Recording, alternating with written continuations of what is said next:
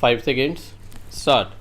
Mr. Vice Chairman, I accept the principle of the separation of the railway finance from the general finance. I also accept the desirability of this arrangement. It is not only a convenient arrangement, but it is based on sound principles and is conducive to the better administration of the railways. I also agree that the contribution of the railways to the general revenues should be in the shape of fixed dividends, but I cannot agree that the dividend should be fixed at 4%, and that is the crux of the whole report.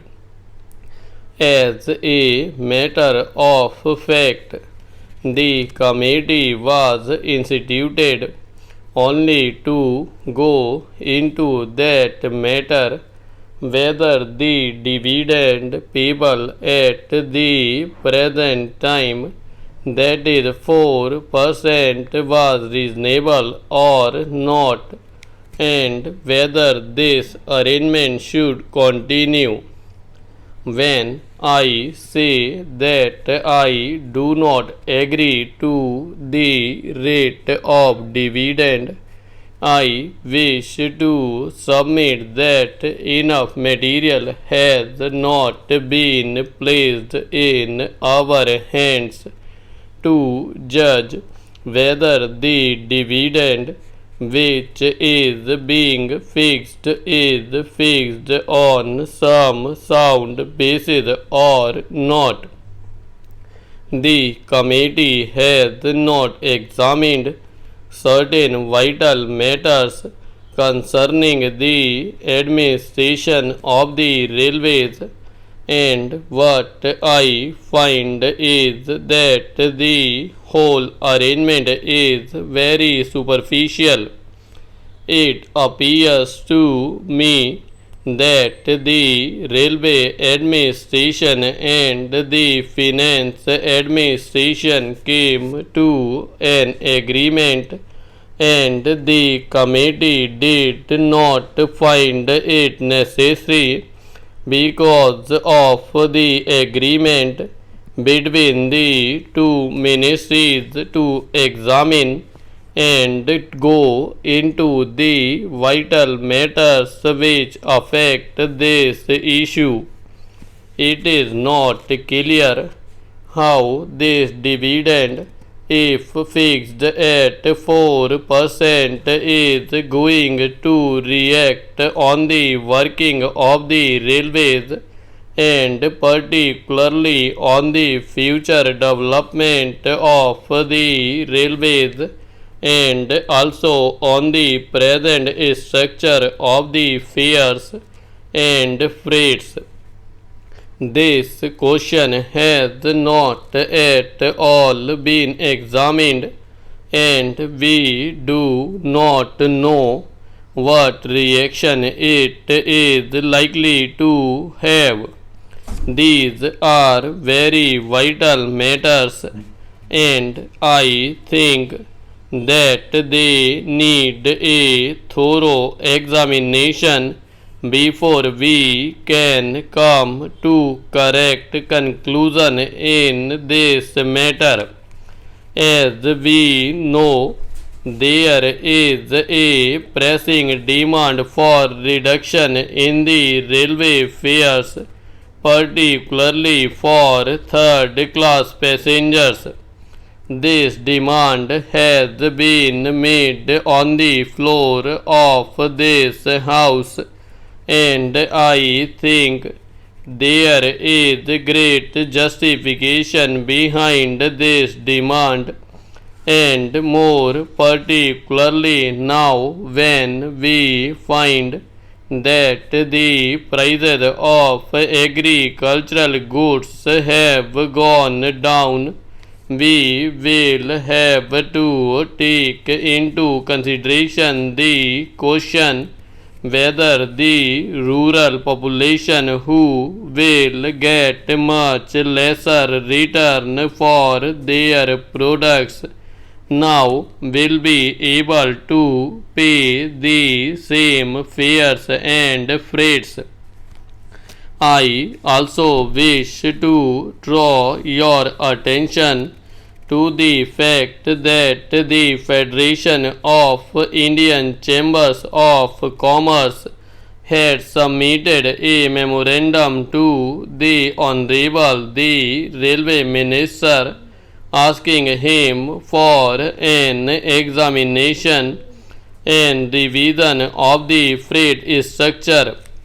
I do not know what the position today is, and unless and until we are enlightened about that, unless and until we know where we stand in relation to freights and fares, we are not in a position to take any decision whether the rate of dividend should be 4% or not. I should like to ask the Honorable the Railway Minister whether in view of this strong demand made by the people through their representatives in both the Houses of Parliament and in view of the changing economy with which we are faced, he can give us an assurance that he will be able to discharge his obligations and responsibilities and commitments, that he will be able to pay a dividend of 4%, and yet he will be able to reduce the freight and fare rates. That is the basic thing. Another important factor which has to be taken into consideration is the development scheme. I wish to submit that there is no new approach in this matter. I find that we are going about in this matter in the same frigid manner, and the aspirations of the people have not at all been taken into consideration. The Honorable Railway Minister will remember that during the budget speeches made on the floor of this House as well as in the other House, there have been incessant demands for the development of the railways. I don't know what he thinks about it and how he thinks that after paying this dividend at 4%, he will be able to meet that demand, and he will be able to find a way for the railways to expand their economy as they think it proper, as would meet the demands and aspirations of the people. In this connection, I wish to invite your particular attention to the facts. It will be happy if we could pay even a larger percentage, but the fact is that we must be sure that the railways are in the present circumstances in a position to do so and yet discharge their responsibilities and obligations and satisfy the needs and demands of the people which are legitimate and justified.